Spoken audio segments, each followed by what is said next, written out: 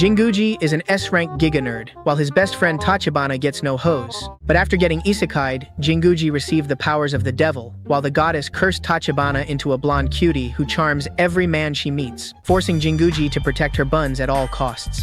Our story begins with two best friends, Jinguji and Tachibana. Jinguji is tall with handsome features and excels at everything he does. He's been incredibly popular since his school days, pulling any baddie who looked his way. Women have been glazing his glizzy for 20 years, but he's developed a complete distrust of women due to their toxic and wicked ways, which is why he'd only allow Tachibana to date a woman he approved of. He also doesn't want some broke-back bimbo stealing his main man away. Tachibana, however, doesn't want him getting in the way at tonight's party. He is average height, slightly overweight, and ugly as hell. He's neither good nor bad at anything. Every woman he's ever fallen for has been snatched up by Jinguji. He never imagined it would continue after they graduated school either. As long as he's alive, he'll never be able to crack. He only brings Jinguji to mixers, hoping to get him married off as quickly as possible. After the party, Tachibana was utterly wasted. If he'd always feel this small and miserable, he'd rather just become a woman. If he was a fantastical baddie, everyone would worship him. If it were to happen, he wanted to be a short lolly type with soft blonde hair. But Jing dismissed it as the ramblings of a drunk. He asked Jing what his type of woman was, but he was just focused on getting him home.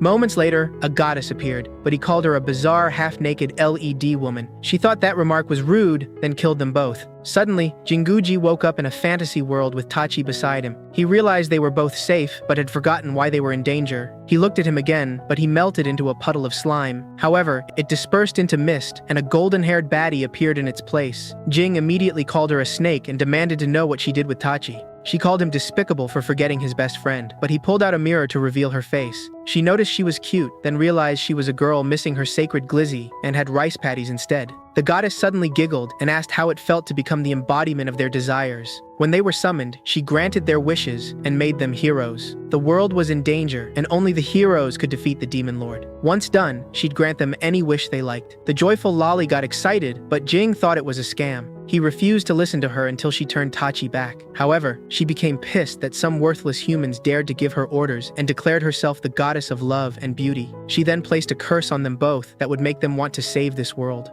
They can break the curse and return to normal only if they defeat the demon lord. After she left, Tachi didn't really understand, but she was starting to get hungry. She asked him what he thought, but he called her cute. Lock him up! Put him in fucking prison! Solitary confinement! Jing immediately apologized and admitted there was a strange feeling welling up inside him. Tachi realized he looked really cool with his piercing eyes and perfect hair. Even as a man, she thought he was cool. They remembered the wretched goddess's words and realized it was that nasty curse.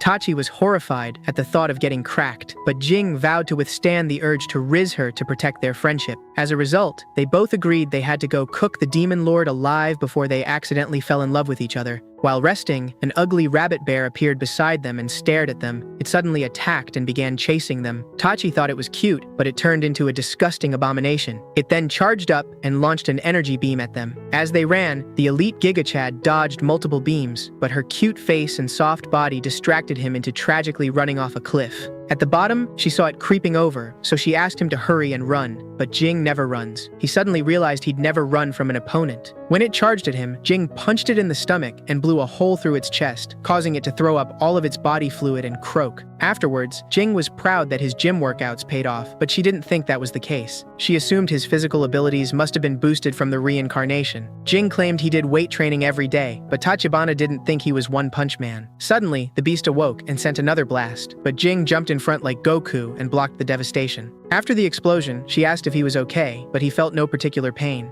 Moments later, he gained 360 EXP for the kill. They checked their stats, and she was a measly level 1 while he was level 70. He believed it was because of his weight training, but she called him a delusional nerd. Tachi checked her skills, but they were all woman-related. Jing, however, thought her wish came true from what she'd said while utterly wasted before dying. If she was given her ideal form, he wondered why he received nothing. Tachi then revealed his skills, which included Gate to Paradise. Out of curiosity, she told him to activate it, and when he did, the door to a bum's apartment appeared. It was Tachi's. Inside, it really was her place with her leftover trash as well. Jing suddenly remembered that at the time, all he wanted to do was get him home, and realized the goddess's powers were garbage. While eating, Tachibana admits this was all the food she had in the fridge. He wanted to know why she didn't say anything before because they could have saved it, but she was hungry. Jing checked the fridge, only to discover she was a broke bum. Since they had running water, they'd be able to manage for a week, but they could eat the bunny monster if necessary. Their objective moving forward is to gather intel and food. While they were being chased, he saw some smoke and assumed there was a settlement in that direction. When they arrived at the peasant village, Tachi was embarrassed by her outfit, but Jing thought it was too painful to look at. Tachi says it was all she had, because it was the only thing her sister left there. She then asked why he had been so cold to her since her transformation. However, Jing claimed she'd become overly self-conscious, but he was secretly struggling internally. After she walked in, Jing suddenly noticed smoke, and the peasants started evacuating, announcing bandits were attacking. He then remembered her skill that attracts trouble and rushed in to save her. While in town, Tachi was shoved down by a villager in distress when a bandit approached and was mesmerized. He immediately simped and asked for her hand in marriage. He snatched her up and claimed he'd go get permission from his boss now. However, his boss overheard, and when he saw Tachi, he immediately simped and asked for marriage as well. He'd stopped being a bandit too, and wanted 8 kids. She then realized her unique skill was to charm simps into submission. Moments later, the bums squared up to throw hands for her buns. Meanwhile, a mohawked loser proposed next, causing the boss to crack his skull open with his axe. Suddenly, their entire gang started murdering each other, all for a chance to crack a 32-year-old loser, and she was horrified. She realized it was all her fault and begged them to stop. When Jing arrived, he saw the devastation and thought it was wonderful. Afterwards, the village peasants began worshipping her as an idol. After all the glazing, Tachi realized why Jing was single all this time, despite being a nerdy giga-chad. She wondered why he wasn't affected, but he believed it was because he knew he was a man. Although, he wasn't exactly completely unaffected. The bandits started bragging, saying they were the scouts and the main group would arrive later. When Jing interrogated him, he refused to answer, so Tachi rizzed him into snitching out their location. At the pillager base, apparently, Jing had the ability to check others' stats, and the bandits were weak in comparison, but he wanted to be careful. However, Tachi suggested that he rush in and slaughter them all like that bunny bear. She further tried to persuade him by glazing the time he beat up a bunch of high school delinquents as an adult, but he called it rehabilitation. But when he showed wuss tendencies, she offered to wreak havoc with her charm ability. Jing reminded her she was almost kidnapped last time. Best case scenario, they'd marry her, and worst case, they'd own her as a cream slave. He volunteered to go instead, and told her to go wait in the apartment. Disappointed, she felt it was unfair to leave everything to him, no matter how strong he was. Upon hearing her words, he realized he was in love and wanted to get married. That's disgusting. However, he realized the darkness had gotten a hold of his soul and headbutted a tree down. The curse was getting worse by the minute. When she wiped his wound, he caught a glimpse at the melons and, in outrage, grabbed her and tossed her toward the bandits' hideout. He told her to have some decency. Jing removed his jacket and wrapped her exposed chest into a straitjacket. After crashing out, the bandits appeared and claimed they'd take her as their slave and kill him for intruding. Upon hearing this, Jing reverse whack-a-moled them all into the dirt until they were all down. Moments later, the villagers arrived to help, but Jing planted the villager elder like a rice paddy as well. She asked what he was doing, but he declared no one would touch his Tachi. While he was simping, she noticed a charm notification above his head and realized he wanted to crack. Jing outright denied it. She then pointed at the charm signal and wasn't convinced at all. Jing broke down to his knees and wanted to make it clear that he wasn't interested in young girls. Lock him up! Put him in fucking prison! Solitary confinement!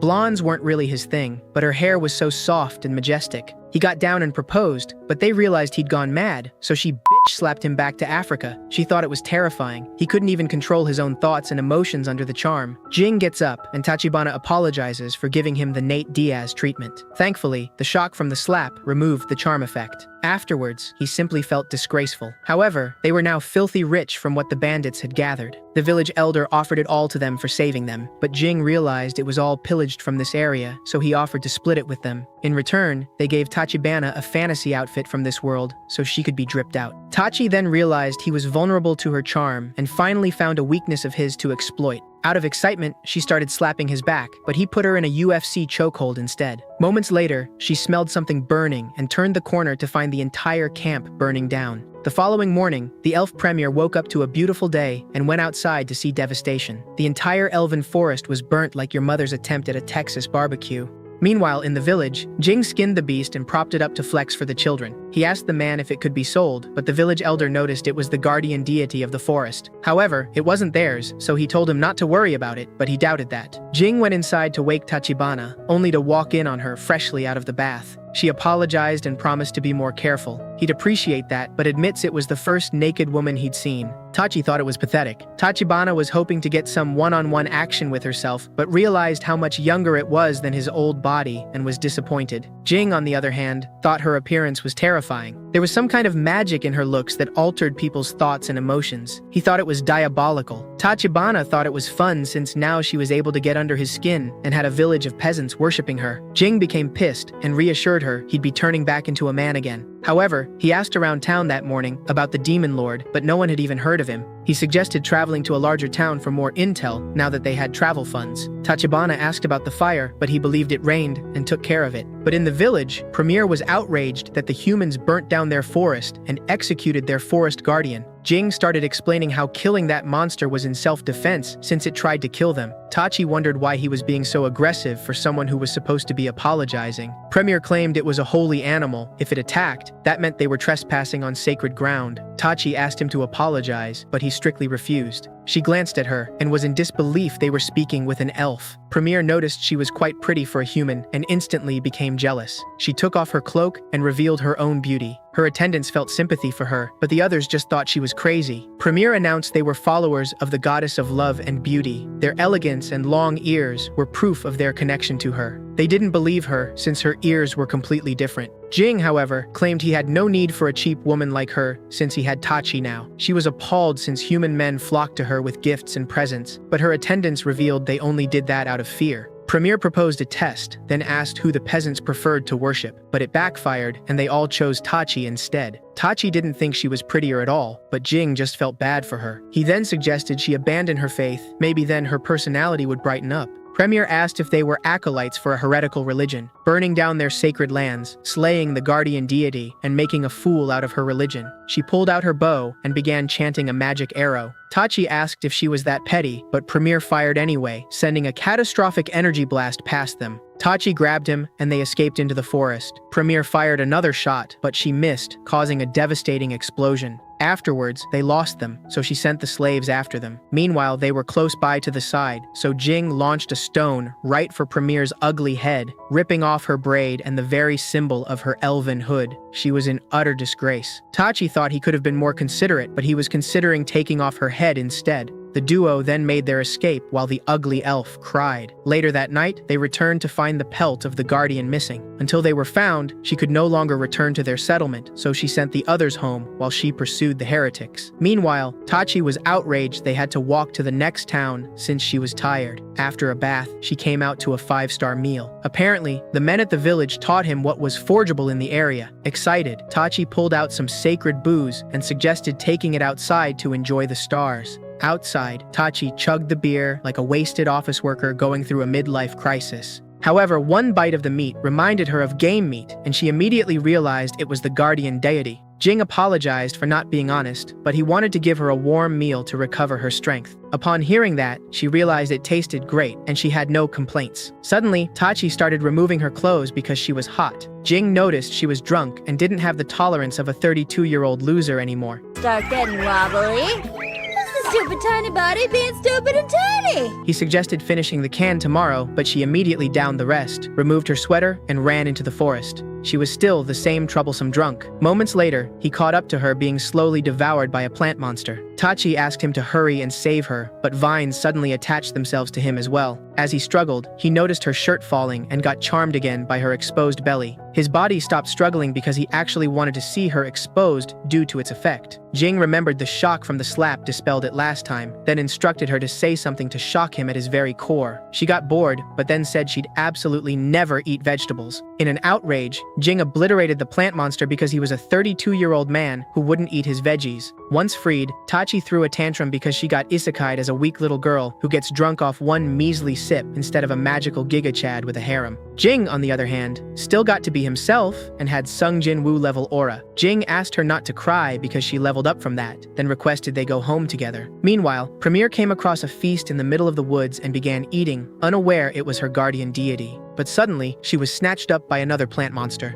The following day, a larger town in the distance came into sight. In town, Tachi wondered why he dressed her as Diddy's best friend, but Jing explained it was to prevent a pandemic. After selling the guardian deity's pelt, they received only 10 silver coins since it had a hole in the chest. She suddenly became intrigued with a giant sword, so they entered a weapons shop. Once inside, he told her to get anything she might need. She immediately pulled out a long sword, so he repeated himself, and she thought he was glitching. When Jing requested a hunting knife, Tachi then removed her helmet and tried to riz him into buying it. But he wasn't a simp and smashed her skull, saying he hated that type of behavior from women. However, he was secretly holding in the urge to riz her down. The man noticed they were traveling incognito and presented a magic tiara that could mask her presence. He wanted 300 gold coins, so Jing left. Outside, Tachi suggested using her adorable face to get him down on the price, but Jing believed she'd bankrupt him. When she went back in, the man immediately simped and offered his entire shop for her hand in marriage. The men outside turned into ghouls, so Jing made the door appear and tossed her in, then bought the tiara and fled. On the way out, a hooded man noticed Jing was in a suit. Outside of town, Tachi realized he was the only one capable of making the door reappear and disappear, so if she stayed inside, she wouldn't have to walk anymore. Jing then pointed out that if he died, she'd be trapped there forever alone with no food. If he were to leave the door out, someone would surely invade and crack. She suggested locking it, but there was magic in this world. Tachi was sad since whenever she went out, she caused problems for people, so Jing presented the magic tiara. While strolling through town, Jing smiled and mentioned someone emitting immense bloodlust was following them, but Tachi hadn't noticed at all. Jing called them out, and the bandit bums from the other day appeared. He called her a wench. They'd been homeless since the fire and knew they'd be traveling through this town, so they waited for them. They planned to kill Jing and sell her off to some nobles. His boss, however, fell in love all over again, so he covered his eyes for them to charge in for the kill, but the hooded warrior appeared and planted them into the ground. He noticed the suit and asked if he was a hero as well, then introduced himself as Schwartz von Liechtenstein Lohengram, a great hero in this world.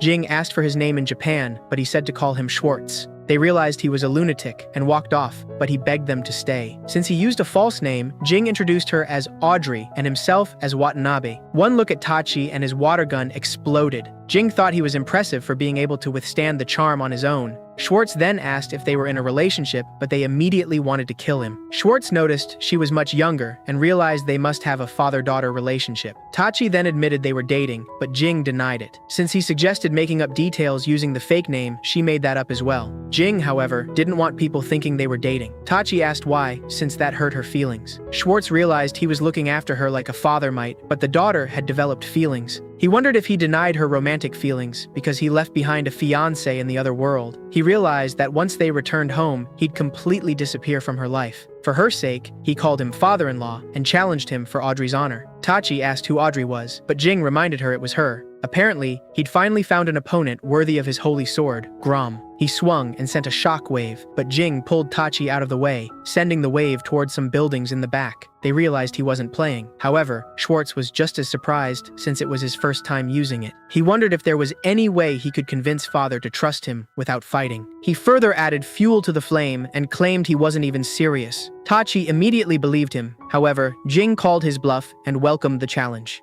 Moments later, the town guard placed him under arrest for destruction of property. Schwartz tried to run away like a thieving YN, but Jing immediately snatched him up like a snitch. Lucius thanked them for their cooperation and asked them to come willingly as witnesses. At the station, Schwartz insisted he was the hero sent to save the world, but they got plenty of whack jobs making those claims weekly. It was nothing but folklore, goddesses summoning heroes to defeat a dark lord. Jing was shocked to hear there were more than one of those wretched wenches. Schwartz insisted it was true, so she asked for proof. He then presented the insignia of the goddess bestowed to him. Lucius looked through their Wikipedia and confirmed it was the seal of the goddess of night. However, she immediately cuffed him for perjury and accused him of forging the goddess's seal. Tachi wondered if she had one too, since she fully inspected her body during her bath. She began stripping, which caused Jing to hold in his nosebleed and cough out blood.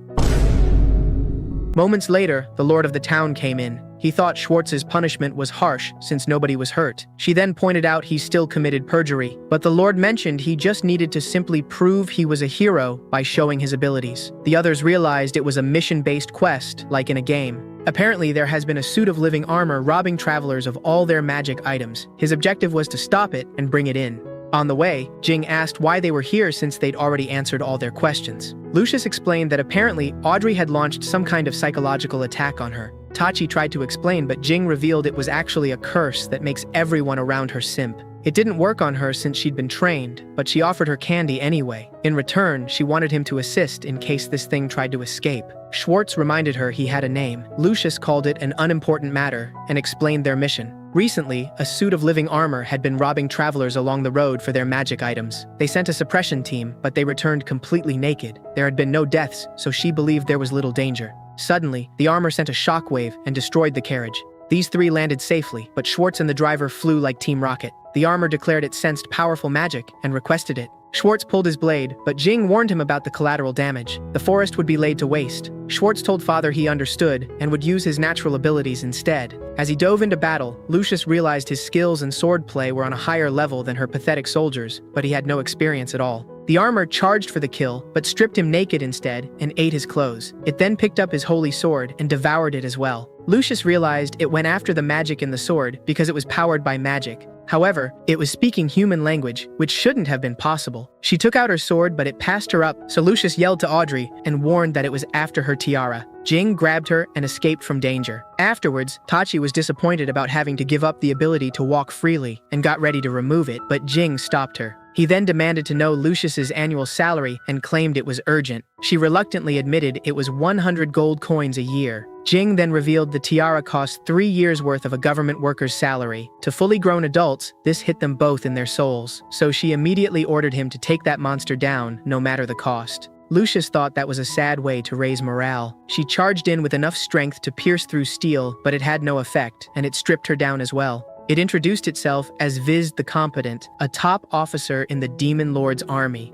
All three adults were shocked to hear this, but Tachi was more surprised to discover Lucius was a woman. She thought it was fine since she conducted herself like a man. Tachi then removed her jacket and covered her exposed body with it, but the two simps noticed. She asked Jing to do something, or Lucius would end up naked, but when she turned, Jing had Schwartz in a submission hold because of the sight of her exposed shoulders. Jing's mind was about to break, so he instructed her to put on his coat and sit in the corner. However, seeing her like that made it even worse. Schwartz called the sensation the boyfriend shirt, a method surely capable of making any simp break. Vizd grew impatient and sent a shockwave at them for ignoring it. Upon hearing Schwartz's words, Jing then blamed Tachi for him now being labeled a creep while dodging all of Vizd's attacks. He then criticized her bunny girl and maid fetishes, so Tachi suggested he imagine her in those appearances to undo the charm. When he did, Vizd reinforced its strength, focused its magic power for a boost, and launched a killer blow. However, Jing claimed those outfits had no effect on him and obliterated the armor into the ground. After the explosion, the others were speechless at his unlimited aura.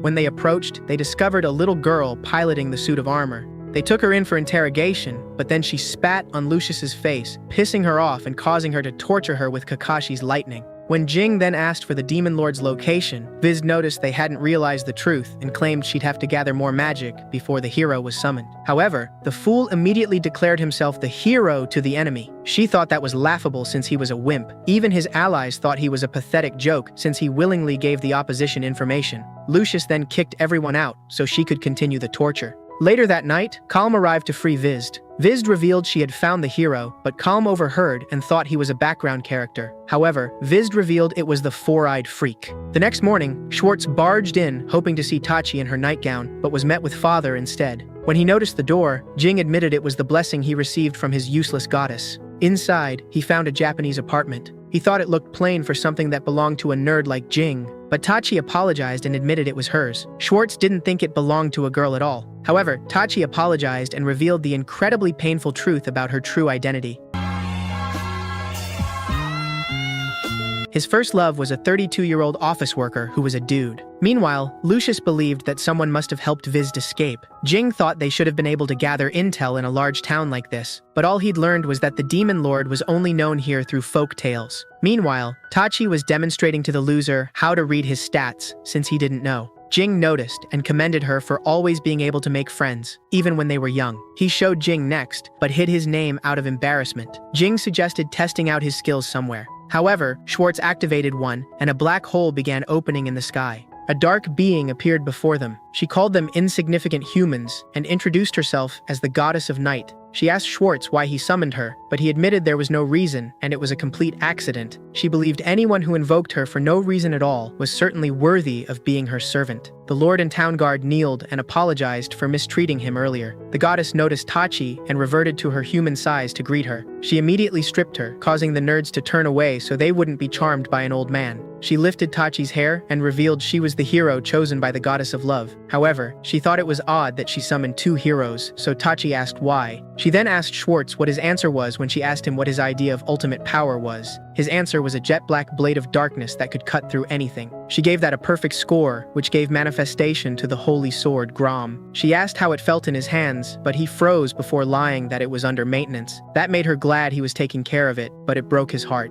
She explained that gods must bestow their blessings and weapons of their choosing upon heroes. Tachi got excited that she might receive an OP weapon when she met the goddess again. However, Jing realized she answered the question that way because he was meant to be her weapon. When she confirmed it, Tachi realized her idea of the strongest weapon was her best friend all along. When he smirked, she became pissed and slapped some sense into him. The lord suddenly simped and proposed to Tachi. With two heroes present, he planned to use them as a pipeline to connect himself to the nobility and royalty. The man claimed she didn't have to love him, but they could dominate politics and the economy together. However, Jing got between them. Tachi blushed, but Jing admitted her existence would only invite certain doom. He wanted to confirm if they were dating, but Lucius grabbed him and electrocuted him for acting like Diddy. While watching the torture, Jing realized it was the most effective way to remedy a polluted mind, but the goddess got sleepy and left. Afterwards, the lord declared the town a holy land where the goddess had descended. He then asked the heroes for help developing the town. As long as they stayed as public symbols, he'd provide food and shelter.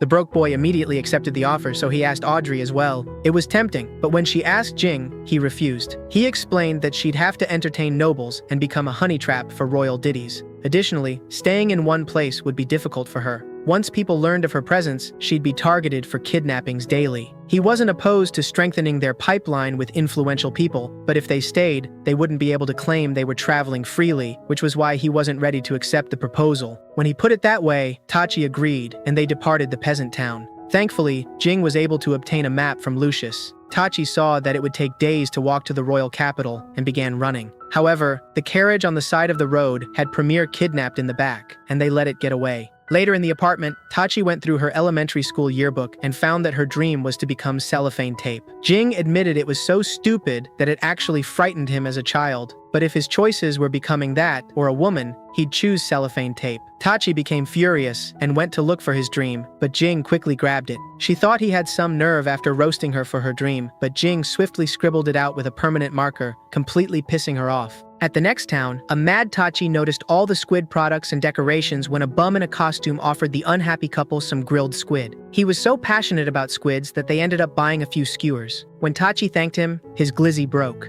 While eating, Jing apologized for overstepping but asked for some privacy since they were living together. Suddenly, he noticed Tachi was gone, but didn't pay it any mind because she was probably pranking him out of anger. A few steps later, he noticed the cart that had been holding Premier and realized Tachi could have been kidnapped. The slave trader Shen noticed his camel dog strolling away before looking over and seeing his carriage obliterated to smithereens. Jing apologized and asked if he was the owner. Shen asked him to calm down, but Jing claimed he was incredibly calm. Shen gave him some 420 chronic to help him relax and even offered it for free. Jing then asked if he was a slave trader and if there was an elf on the cart. Shen admitted he was a merchant, but didn't really specialize in slaves because it was a one-time job. Jing began sinking him into the ground and informed him he was looking for a blonde girl with blue eyes. Shen asked if she was really beautiful and if she went missing in this town. When Jing confirmed it, Shen revealed they might use her as a sacrifice since that was why the village bought the elf.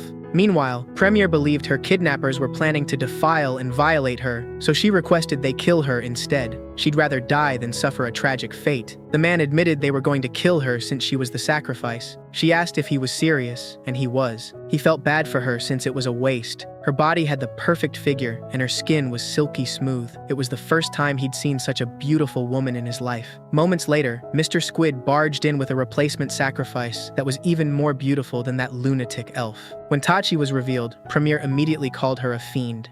Tachi was honored Premier remembered her, but Premier called her a filthy wretch. The man proposed to Tachi instead, saying he was a single man with a wife and 2 children, but it didn't matter since they could get remarried. Tachi thought he was a special kind of dirtbag. Mr. Squid asked if he was ready to switch sacrifices, but the man had paid a fortune for the elf. However, one look at Tachi's face and he immediately surrendered. Premier was furious that he gave in so easily and wouldn't stand for a worthless loser tarnishing her honor. She challenged Tachi again to one decisive vote. Meanwhile, Shen explained that the squid fishing in this village had dried up, but suddenly a giant talking squid appeared and restocked the lake. As compensation, it required a living sacrifice. It wanted someone with a small chest, on the itty-bitty side. Additionally, it said if anyone tried to harm it, it would take back the lake's bounty. Jing asked why he was still following him, but he claimed he was giving up the merchant life and decided to follow him until he found something new. They went to the storage house where he'd sold the elf to find her inside munching on a dirty sock. They sat down for a meal of squid to discuss their plan. Premier explained the men she was with took Tachi away moments before they arrived. Jing snatched her by the neck and demanded to know where. However, Premier was reluctant to answer because she hadn't had a warm meal since that lowly creature bested her. She'd been accused of thieving, almost died due to poor directions, captured by barbarians, sold into slavery, and was now going to be sacrificed. It was humiliating. She called him a heretic and agreed to form a truce, but he'd have to assist in her revenge.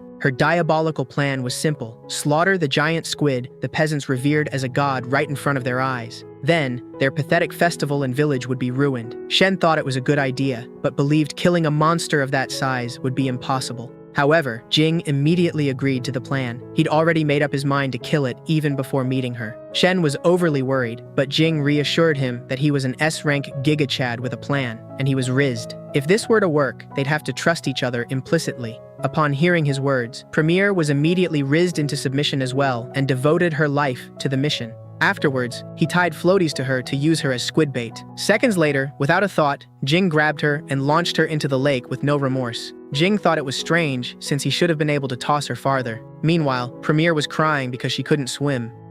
Gotcha, bitch! 3 hours later, he asked Shen to check on the bait, but he couldn't see her anymore. Suddenly, a kid called him a dumbass for fishing during the day because squids were nocturnal. Moments later, the giant squid appeared beneath the ugly elf and snatched her up. Jing became excited. Celebrate later! Save me first! Elsewhere, a sacred walnut Premier had given her attendant had fallen and cracked. She believed something terrible had happened to her and smiled. At the ritual site, the squid maniacs prepared Tachi for the sacrifice. She thought about the possible outcomes and was horrified. She remembered the bandits murdering each other and wondered if she could charm them into doing the same. Tachi began wobbling, hoping to get the tiara off to brainwash. Due to her luck stat, she was able to knock the cage door open and the tiara off. The squid nerds tried to help her up, but were immediately brainwashed into becoming lolicons. Back on the beach, Jing was struggling to keep the squid on the line. Shen asked about his plan, but Jing simply assumed he'd be able to yank it out of the lake. Shen thought he was stupid. Jing wondered why his Sung Jin Woo strength was failing him. Suddenly, behind them, there was an angry mob of losers trying to marry Tachi, as well as a mob of old hags calling her a witch for stealing their husbands. It was enough for them to burn her at the stake. However, Tachi called them all ugly, expired milk jugs, and declared she wasn't dying here. She called them all lunatics, and said they were the problem, not her. Upon seeing her, Jing instantly reverted back to Goku and effortlessly dragged the squid out. Tachi saw him and told him to hurry up and slaughter the angry mob before they filleted her. Jing then pulled the giant squid out of the lake and impaled its ugly head on the statue. Shen screamed for the elf, but Jing was sure she'd be fine. However, the squid noticed the cutie next door and quickly snatched her up. Tachi stopped its mouth by spreading her legs, but the lunatic elf emerged for her revenge, claiming they'll die together. Jing then tossed Premier a blade. When she caught it, she noticed the quality and immediately chopped the squid into fried calamari. Afterwards, she tossed Tachi down, grabbed the torch, and roasted the perverted squid to death. She laughed diabolically as it burned alive. When she took a bite, the men criticized her for eating a god, but she called it delicious squid. Afterwards, the men immediately renounced the squid religion and declared the elf their new village chief. Tachi wanted to never come back here again, then began leveling up from the squid kill. Later that night, Jing apologized for scribbling on her yearbook, but Tachi was already over it. He asked her not to leave him again since it was too dangerous. Suddenly, Shen appeared and asked if it was a marriage proposal. Meanwhile, Calm and Vizd were nearby and realized Jing's strength decreased whenever they were separated. The next day, Tachi asked Jing who Shen was since he seemed like a shady bum, but they were stuck with him until the royal capital since he obliterated his cart and lost his croco dog. Moments later, dinner was ready, and after the meal, Tachi went to take a dump and shoved Jing out. He then questioned Shen's true intentions. If he was a town person, he should have had skills related to a profession, yet he possessed assassination skills. Shen suddenly emitted bloodlust and claimed he just wanted to accompany them. Jing thought about Tachi and got ready to fight, but Shen reassured him that if he wanted to hurt them, he would have put something into their food. At that moment, Jing felt weak, and Shen admitted that was exactly what he did. Jing flexed his muscles and demanded to know his true objectives, but Shen started crying. His body was exactly what he imagined, so he removed his shirt as well. Tachi came out to find Shen in the ground and Jing out of breath. Jing warned her Shen was their enemy and told her to run. Tachi hesitated, afraid that if they got separated, she wouldn't see him again, but out of desperation, Jing scolded her to leave. Tachi apologized because if she didn't look like that, they'd be able to stay together longer.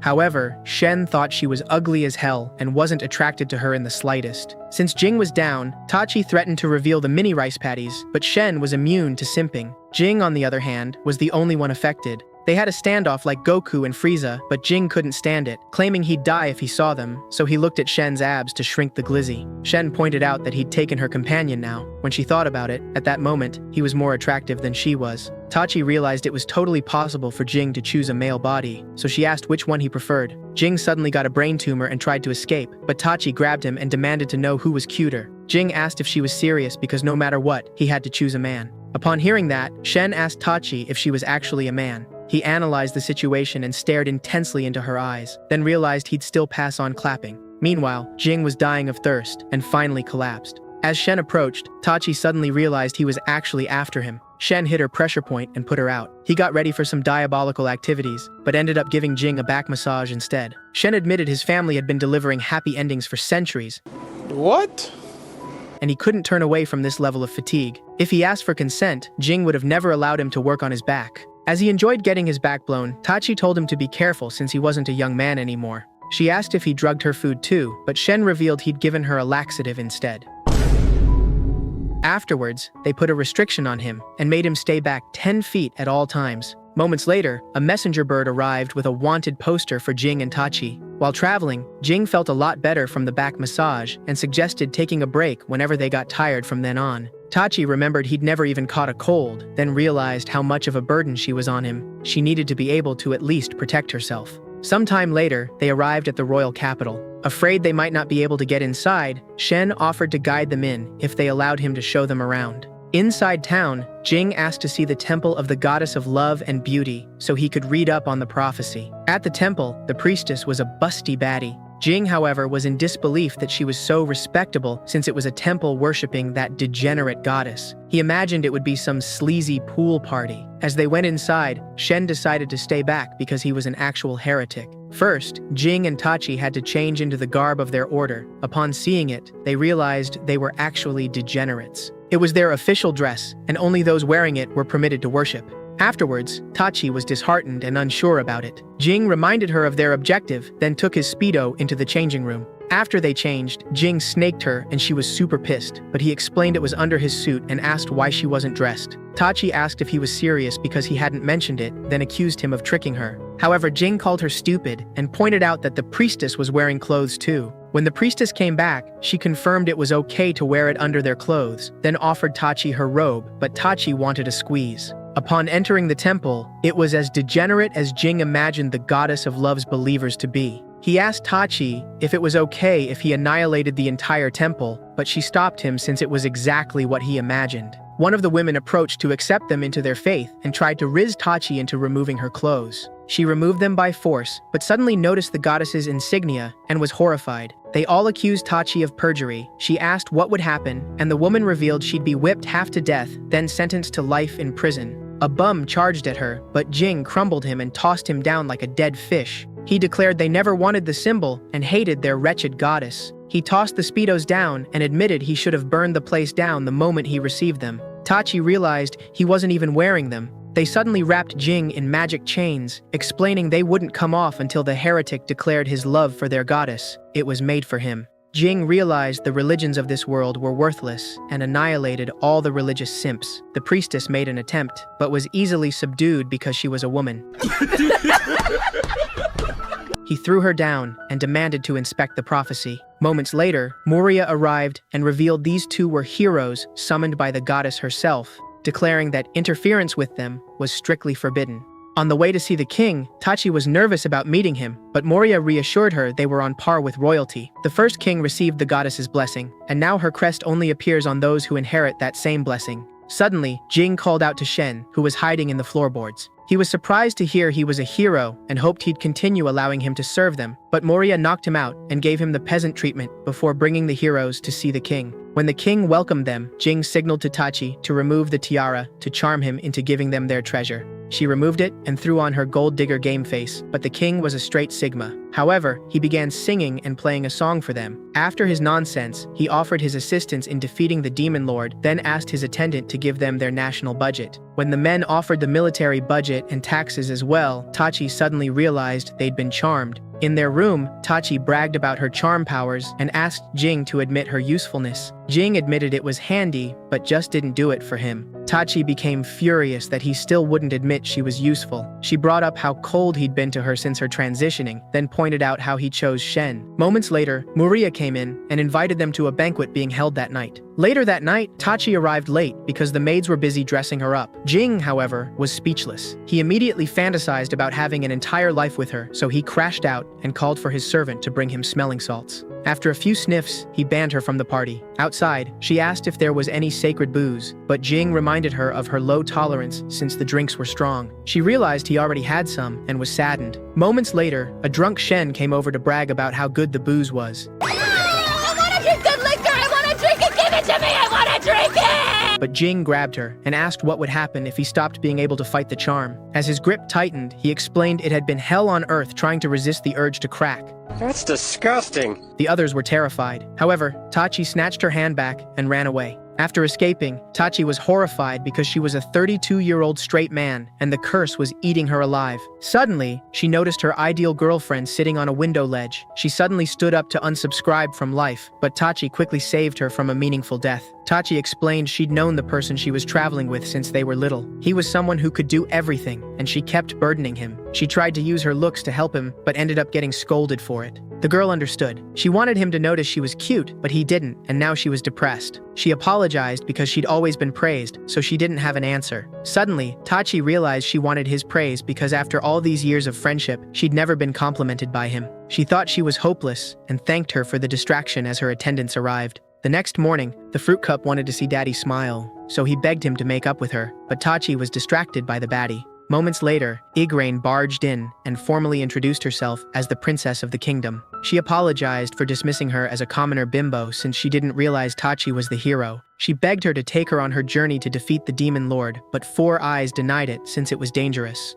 Igraine called him an old geezer for treating her like a child. She told him to do something amusing since his appearance was simple and pointless. Jing immediately went into the apartment and came out with a torch to start burning down her castle. They were appalled at his 9,000 IQ. Jing asked if she was amused. Unfortunately for her, he was extremely petty. Suddenly, Tachi stepped up and said that was enough since it was childish. However, she apologized in her mind because she was actually afraid that he might push her off the edge. They'd have to convince her without using a frontal assault. Moments later, the king announced she wasn't going anywhere. He claimed she didn't even know how to use the bathroom at night, so she couldn't go. When he asked for the hero's opinion, Jing stepped in front and pointed out she should be able to potty if she wanted to come, causing Tachi to beat up his back. He told her not to worry. He understood and they'd break her to the point of no return. However, Igraine accused the king and Four Eyes of secretly plotting her demise and stormed out. The king asked how she even noticed. Afterwards, Tachi chased after her and told Jing not to follow since he had horrible social skills. Tachi entered to find Igraine venting out her anger to a teddy bear. She then admitted she didn't have the freedom to leave.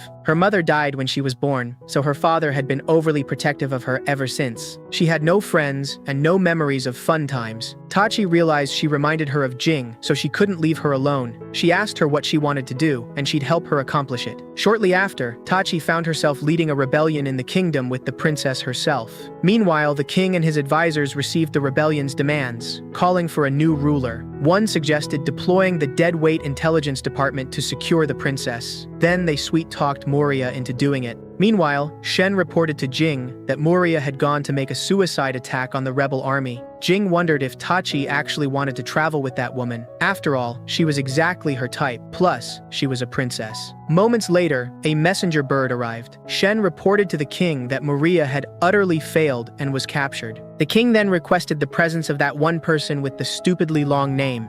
Meanwhile, the rebel army announced the princess was going to make a speech. However, the citizens were outraged and wanted no part in their family quarrel until Tachi came out dressed as an idol, and the men gave out like when Jiraiya saw Naruto for the first time. The rebels were victorious. Afterwards, Tachi was utterly embarrassed and outright disgusted with herself. The skirt was way too short, and she felt an uncomfortable breeze. After feeling shamed, she ran out of the princess's tent to go change. Meanwhile, the headmaid insisted the princess begin the next phase of staging an armed uprising, but the princess refused to use violence since they'd convinced the citizens into siding with them. The headmaid understood and excused herself. After changing, Tachi realized the rebellion wasn't going away and decided to turn her back on Igraine and leave. However, when she stepped out, there was a group of worthless losers waiting for her, so she decided to search for the tiara the headmaid took instead. In the next tent, she discovered Moria held captive. At first, she assumed Moria did that to herself out of pleasure. Moria asked her to come back with her since Jing was worried about her. But her words distracted Tachi, and she ended up tying Moria into her dream position for Igraine. Suddenly, guards overheard, so she left Moria behind just to be surrounded by the soulless ghouls, so she had to make an escape without her. When she got back to her tent, Tachi realized she'd only survived so far in this world because of Jing. She remembered their classmates' words on how Jing puts up with her as a friend, considering how she was. The headmaid came in and noticed she was down, so she offered her a slime rub and tug. It was the secret beauty regimen of the royal family. She reminded her that the princess got her wishes because of her and reassured her she was helpful.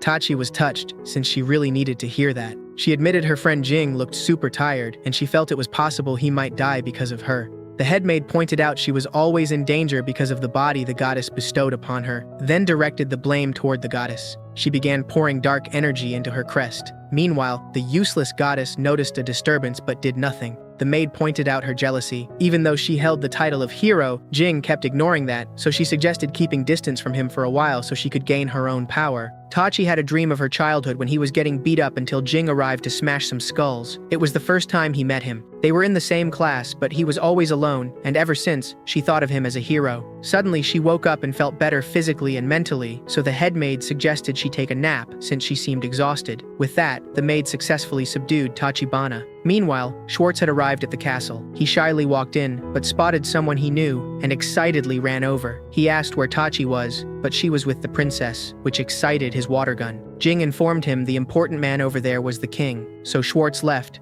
It's a great honor to meet you, your majesty. As for me, my name is Schwartz von Lichten. But Lucius smacked him, then made him show proper respect to the king Diddy. The king then explained the situation with the rebellion and the civil war with his daughter. For many years, they'd been at a stalemate with the neighboring country, so most of their military troops were deployed elsewhere. He wanted Schwartz to infiltrate and bring his daughter back. Schwartz rudely accepted, causing Lucius to smack him and take him outside for a lecture. She warned him to stop talking without thinking, otherwise the nobles would use his status against him. Schwartz apologized to his master. However, if there were people in danger and his strength could help, he could worry about his social standing later. Upon hearing his words, she thought about the training she'd put him through and was touched. He was finally maturing as a boy. Afterwards, they hit the battlefield, but Lucius stayed 50 meters back where it was safe. The charmed men immediately started threatening his puny life. Schwartz began announcing himself, but Lucius overwhelmed him and warned that under direct orders of the king, they'd be cut down if they continued the uprising. The men claimed it was their sacred duty to glaze the princess and the hero throughout the lands. Seeing their insanity, Lucius ordered her student to cut them down in cold blood and not to fear the power of the holy sword. The soulless wimps charged at him, but Schwartz unleashed the blade and cut them down to their bare skin. Lucius was utterly disappointed. Schwartz was overjoyed since he thought the armor had drained it of its power. Meanwhile, the brainwashing was cut, and the butt-naked men returned to their homes. Afterwards, Lucius praised his sword, but Schwartz begged for his praise as well. Back at the castle, Schwartz got praised by the king and finally got to live out his isekai protagonist dream.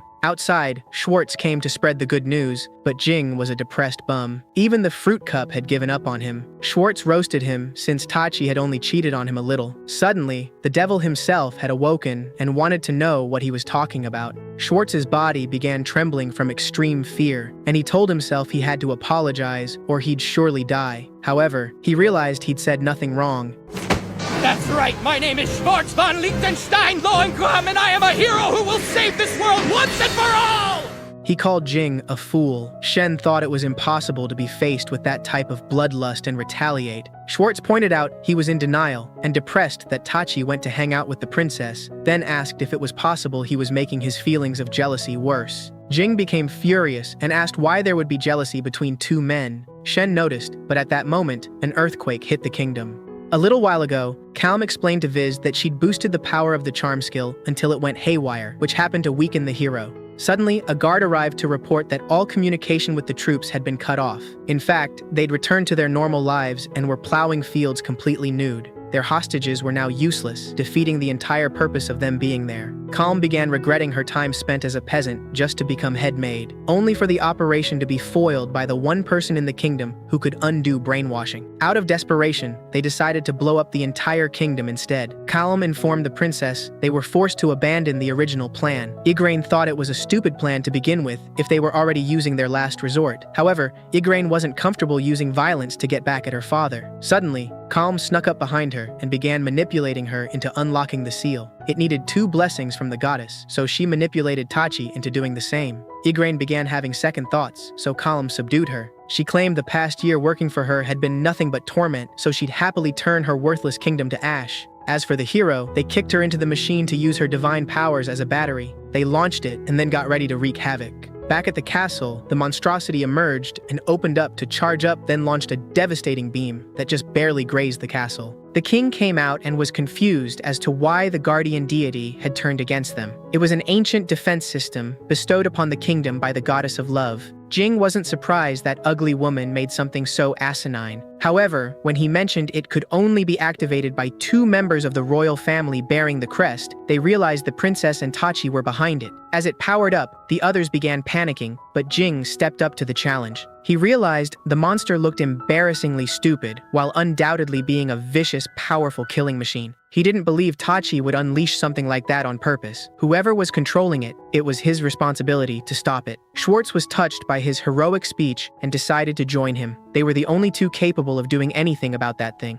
However, Jing was out of divine power since he and Tachi were separated, so he gave Schwartz the job. He didn't even have a plan. Shen remembered his sword is able to cut through anything and suggested he cut down the beam. Jing agreed, so the wuss began panicking. They were out of time, so they told him good luck. Schwartz started complaining, but Shen reminded him they were all counting on him. When the beam shot through the lands, Schwartz redeemed his aura, launching an Ichigo Kurosaki over the others and canceling out the devastation.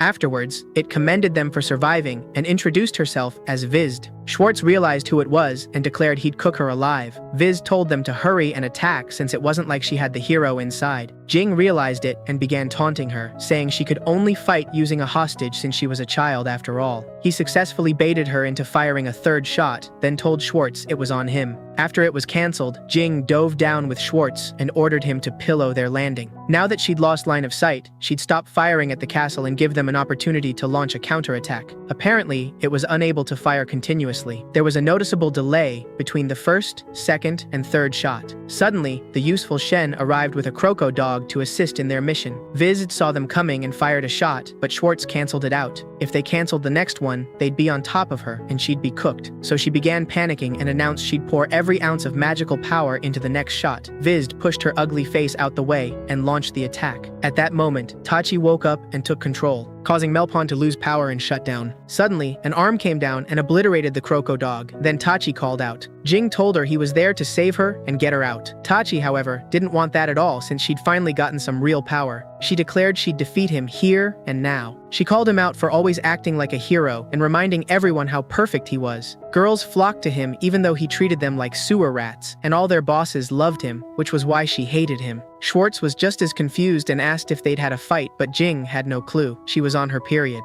He asked if his strength was back, but Jing was still a useless wimp, so he had to fight it one-on-one. Tachi admitted he never complimented her. People had treated her like crap just for being his friend, looking at her as a poocher living off a gold fish. He wasn't any better because they'd been best friends their whole lives, and he'd never given her a compliment. As they stared down death, Schwartz begged the stubborn Jing to just give her a freaking compliment. You're super cool, bruh! Tachi fired anyway because he said that because he felt like he had to. However, the devastation was blocked by a Japanese apartment door. Afterwards, Tachi admitted everyone always praised him, but said nothing but crap about her, but he was the worst. It was like he couldn't find a single good thing about her, and it hurt. She knew she was being childish and self-centered, but sometimes she didn't know how to be a grown-up. She wasn't smart, wasn't attractive, and there was nothing special about her. The only thing she could brag about was having him as a best friend, and she was sick of not having something of her own. After barely dodging, Jing apologized, since hadn't realized how much pain she was going through. However, he admits he's never complimented anyone since the day he was born. He doesn't know how to. Schwartz called him a crappy person. She began firing recklessly, so Schwartz frantically defended them. Jing, however, was paralyzed because he never knew his helpful criticism could come off as judgmental or patronizing. For it to come from your best friend, and someone who you believe was better than you in every way, he wasn't surprised she was hurt. He concluded he must end his life. Schwartz called him a fool and reminded him the only thing Tachibana was proud of was being his friend. Her opening up like this was a huge deal. If he were to walk out on her now, he'd just be hurting her even more. Jing was at a loss of what to do. He thought it was embarrassing to openly praise someone. Schwartz couldn't believe his ears and crumbled his jaw. They dragged an entire kingdom into their lover's quarrel and asked him to imagine how all of them feel. He even got jealous because the princess started hanging out with her. Schwartz revealed it was normal for guy friends to be jealous of each other. That blew his mind. Jing asked if he felt that way before, and he revealed he got jealous when his best friend got a girlfriend and cracked first, but he dealt with it like a normal person. Keeping distances from Tachi because he was a transformer was weirder than admitting he's special to him. Jing realized he was right. He admitted as a child he was beaten for showing weakness or vulnerability. Tachi went in for a kill shot. Guys can be jealous over each other! It's a completely normal thing!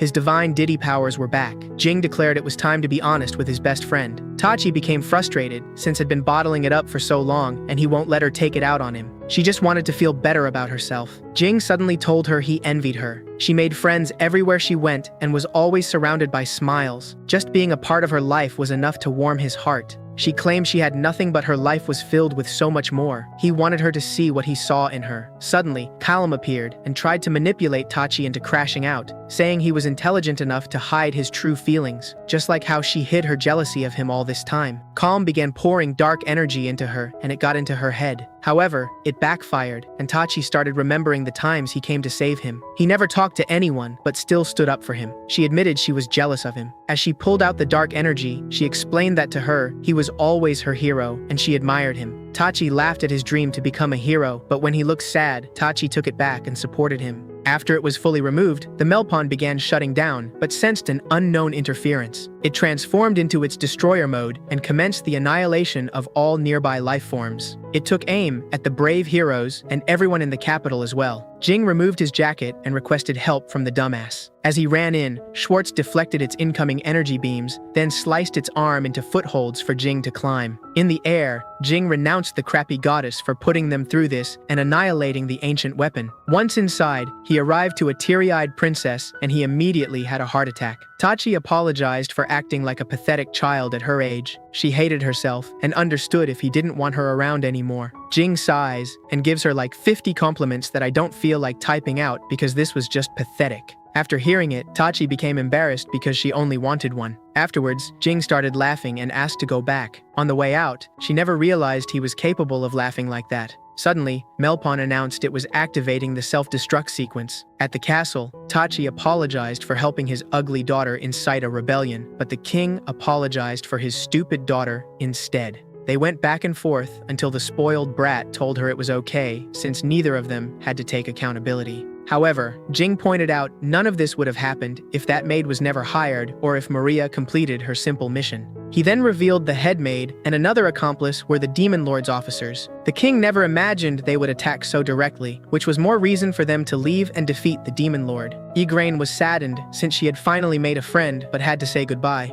Tachi reminded her it was an opportunity to make new friends. If she thought of someone like her as a friend, she'd have no problems making new ones. Jing, however, reminded Tachi not to speak of herself like that. Being considerate of others doesn't mean she should put herself down. Tachi understands and tells him to shut it. On the way out the castle, they thought it was odd they still didn't know where to find the Demon Lord. Schwartz revealed he already knew. It was the first thing his goddess told him. The Demon Lord's castle sits at the top of the big white spire past the mountains. They were pissed he never told them, but they never asked. Later that night, while speaking about their plans, Jing began taking off his shirt, but one look and Tachi became flustered and turned away. She started feeling strange, so Jing checked her temperature for a fever. When she pushed him off, Jing suddenly noticed she was charmed and their worst nightmare began again. The next day, Schwartz thanked them for everything they've taught him. Now, he knows not to be deceived by appearances, and it feels really good to crack an old man's skull. He hadn't learned a thing. Jing, however, was reluctant to part ways without repaying the favor. The master got in front to protect her student from the devil. If you enjoyed this recap, subscribe for more anime recaps like this and watch this next.